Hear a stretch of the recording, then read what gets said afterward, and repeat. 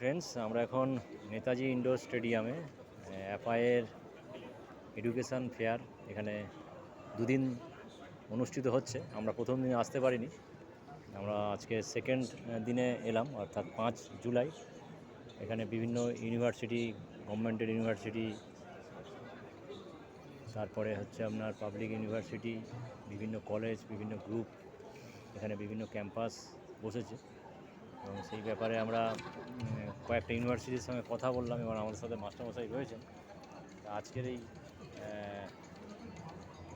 এখানে এসছেন, কী ফিল হচ্ছে এবং ফিউচারে কি আপনার এম?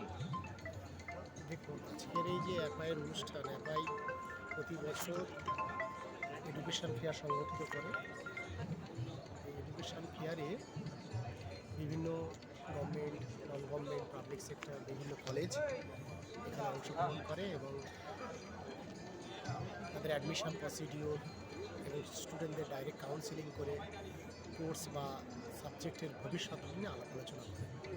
এখানে আমি প্রায় প্রতি বছরই অ্যাপায়ের অনুষ্ঠান বিভিন্ন জায়গায় হয়, তো এখানে এসছি, এখানে এসে ভালো লাগছে এবং আগামী দিনে অ্যাপায়ের মেম্বার হয়ে আমাদেরও একটা নির্দিষ্ট কলেজ আছে, rising biochemic medical college and hospital, আর একটি প্যারামেডিকেল কলেজ আছে। তো আগামী দিনে আমরা এই অ্যাপায়ের মেম্বার হয়ে আগামী দিনে যাতে একটা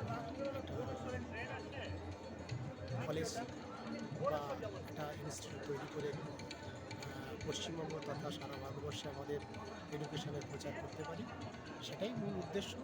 মানে নেক্সট ইয়ারে আমরা নেক্সট এখানে ইয়ারে আমাদের আশা করছি রাইজিংকে আমরা দেখতে পাবো, এটাই। রাইজিং গ্রুপ অফ ইনস্টিটিউটকে আমরা অ্যাপায়ের মঞ্চে দেখতে পাবো।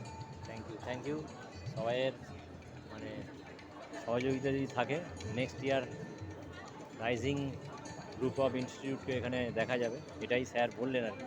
সবাই ভালো থাকবেন। Thank you.